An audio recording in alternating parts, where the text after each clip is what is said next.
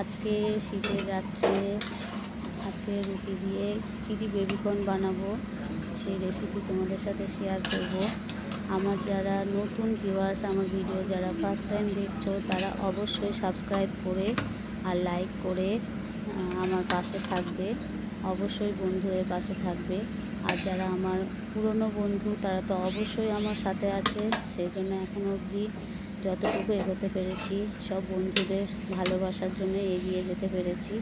তো চিলি বেবিকর্নটা আজকে আমি ফার্স্ট টাইম বানাচ্ছি। তো বেবিকর্নগুলো নিয়ে নিয়েছি, এগুলো প্যাকেটিং করাই থাকে বাজার থেকে। এগুলো আমি ভালো করে জল দিয়ে ধুয়ে ভালো করে মুছে শুকিয়ে নিয়েছি। একটু ঝুড়িতে করে হালকা ফ্যানের তলায় একটু শুকাতে দিয়েছিলাম।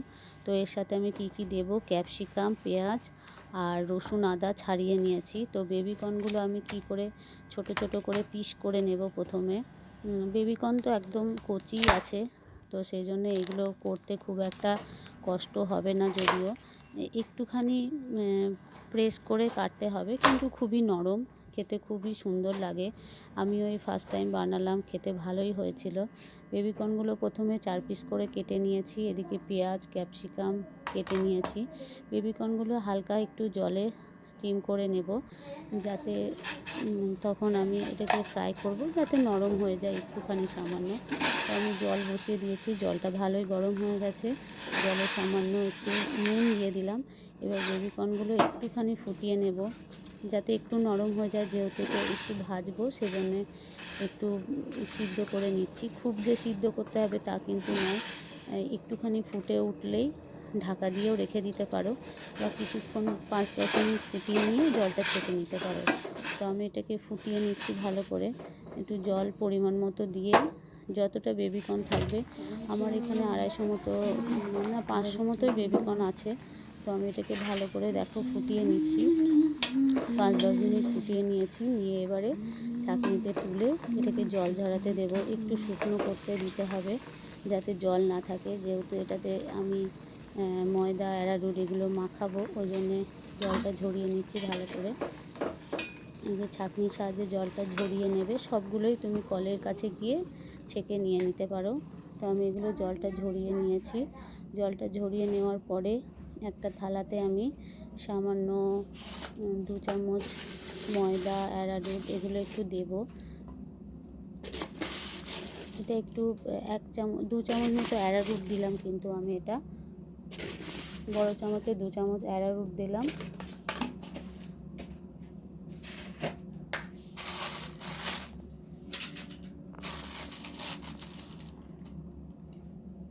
আর 1 চামচ চাল গুঁড়ি দিয়ে দিলাম।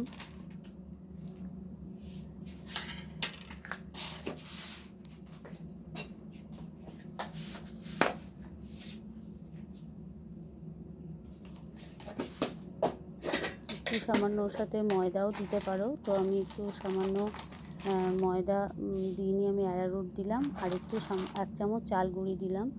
আর গোলমরিচ গুঁড়ো দিয়েছি বড় চামচে 2 চামচ, মানে খুব বড় চামচ না, মিডিয়াম চামচে 2 চামচ গোলমরিচ গুঁড়ো দিলাম। আর লাল লঙ্কা গুঁড়ি দিলাম ছোটো চামচে 2 চামচ। ভালো করে ওটাকে মিক্স করে নিলাম। এবারে যে জলগুলো ঝরিয়ে রেখেছি বেবিকর্নের, সেগুলো ভালো করে ওর মধ্যে দিয়ে এবারে ভালো করে মাখিয়ে নেব হাতের সাহায্যে। এগুলোকে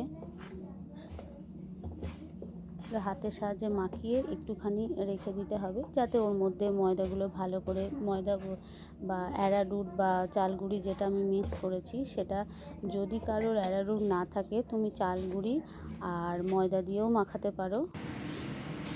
তো আমি এগুলো মাখিয়ে নিয়েছি। মাখিয়ে নেওয়ার পরে এবারে সামান্য তেল দিয়ে কড়াইয়ে এগুলোকে একটু ডিপ ফ্রাই করে নিচ্ছি। আমি ডিপ ফ্রাই করছি না, কিন্তু তেল মোটামুটি দিয়েছি, ডিপ ফ্রাইও করে নিতে পারো। সামান্য একটু হালকা লাল মতো করে ভেজে নিচ্ছি আমি এটাকে। চিলি বেবিকর্ন বানাতে বেশিক্ষণ সময় লাগে না, যদিও তাড়াতাড়ি হয়ে যায়। যেগুলো ভালো করে একটু ভেজে নিচ্ছি। খুব যে লাল করে ভাজবে তাও কিন্তু নয়, একটু শক্ত হয়ে যাবে তাহলে। মোটামুটি মিডিয়াম ফ্লেমে রাখবে, রেখে হালকা ব্রাউন কালারে করে ভেজে নিয়ে এটাকে উঠিয়ে নিতে হবে। গ্যাসটা কিন্তু একদম মিডিয়াম ফ্লেমে রাখবে, হাই ফ্লেমে করে দিও না, তাহলে পুড়ে যাওয়ার চান্স থাকে। এই যে ভালো করে ভেজে নিয়েছি একটু লাল করে, খুব পোড়াইনি কিন্তু একটু লাল করে ভেজে নিয়েছি। এবারে তুলে নিচ্ছি। এইভাবে সব বেবিকর্নগুলোকেই আমি একটু হালকা ফ্রাই করে নেব। সবগুলো এবার ফ্রাই হয়ে গেছে মোটামুটি। এবারে আমি ওর মধ্যে দেবো তোমার পেঁয়াজগুলো যেগুলো কেটে রেখেছি, ঝিরি করে কেটে রেখেছি। ক্যাপসিকাম দিলাম। চিলি চিকেন আমরা যেমনভাবে বানাই সেম প্রসেসেই চিলি বেবিকর্ন বানাবো। পেঁয়াজ আর ক্যাপসিকামটা ভালো করে ভেজে নেব। তেল আমি যেটা বেবিকর্ন ভাজার যে তেলটা ছিল সেই তেলটার মধ্যেই ওগুলো দিয়ে দিয়েছি। গ্যাসটা কিন্তু মিডিয়াম ফ্লেমে রেখেই ভাজবো।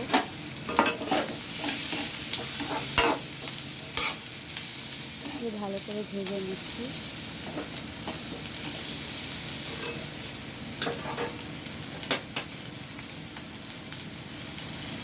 ভাজা হয়ে গেলে এর মধ্যে যে একটু আমি গার্লিক আর জিঞ্জার পেস্ট দিয়ে দিলাম। তোমরা চাইলে আদা বাটা আর রসুন বাটার পেস্টও আলাদা করে দিতে পারো। আমার এটা ছিল, প্যাকেট করা আনাই থাকে আমার। মাঝে মাঝে যখন কোনো সময় মশলা বাঁধতে পারি না তখন এই পেস্টটা ইউজ করি। এই পেস্টটা খুবই সুন্দর আর এত সুন্দর একটা গন্ধ বেরোয়, খুব ভালো লাগে খেতে আমার। তো আমি এই পেস্টটা দিয়ে দিলাম।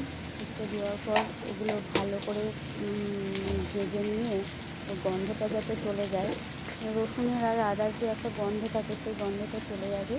তো আমি সামান্য একটু নুন দিয়ে দিলাম। যেহেতু সোয়া সসে আবার দেবো নুন আছে, সেই জন্য নুন সামান্য পরিমাণে দিলাম। একটু মিষ্টি দিলাম, 2-1 দানা মিষ্টি দিলাম। সোয়া সস দিয়ে দিলাম 1 চামচ, বড় চামচের 1 চামচ সোয়া সস দিয়ে দিলাম। টমেটো সস দিয়ে দিচ্ছি আন্দাজ মতো। কেউ যদি টমেটো সস বেশি টক খেতে চায় তাহলে সসের পরিমাণটা বাড়িয়ে দিতে পারো। এখানে আমি 2 চামচ, বড় চামচে 2 চামচ টমেটো সস দিলাম। আর চিলি সস দিচ্ছি, সেম 2 চামচই চিলি সস দিচ্ছি।